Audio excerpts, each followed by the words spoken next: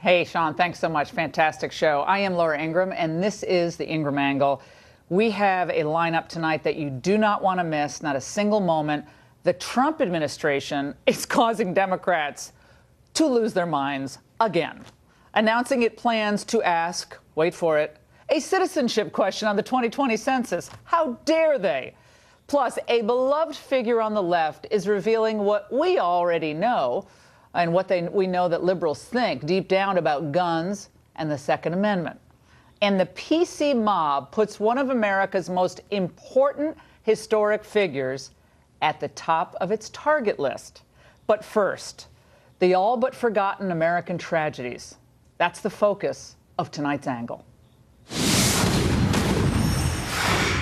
When Donald Trump announced his candidacy, the media reacted with horror to this statement.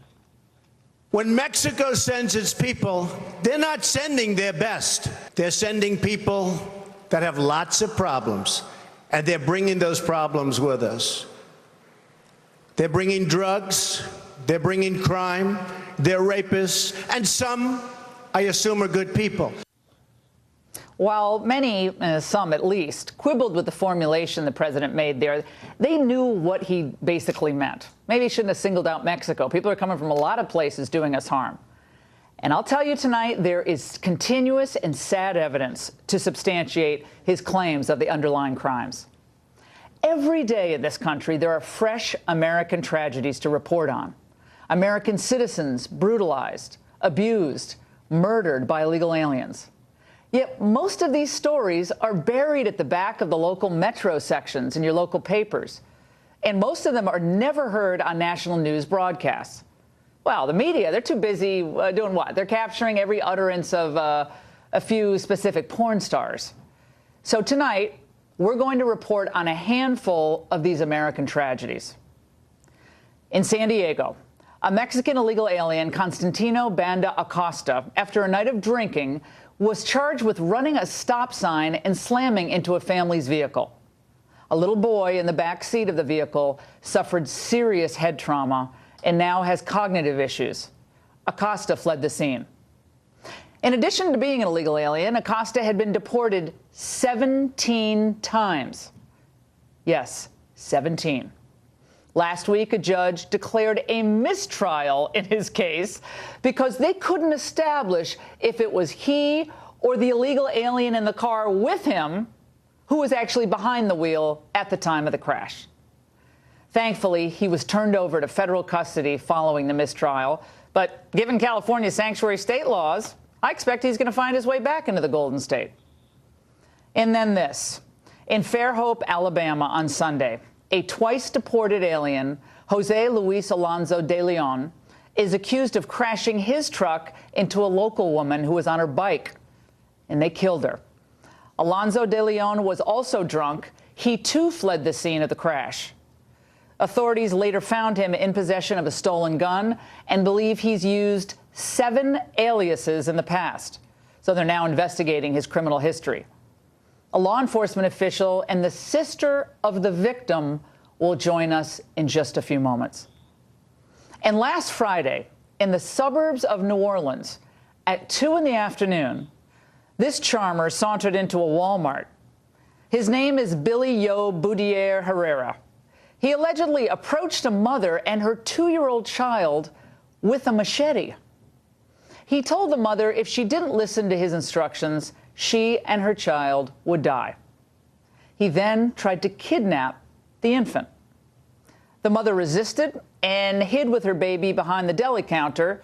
Boudier Herrera then ran off and attempted to abduct another child from a shopping cart. Walmart employees and an off-duty officer ended up tackling him.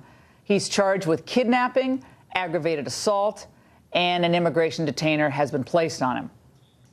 Look, I don't even have time to report on the other crimes that have percolated out there just in the last few days. Salvadoran illegal immigrant, a traveling pastor, no less, charged just last week with enticing a 14-year-old girl in Virginia to record sexually explicit videos of herself.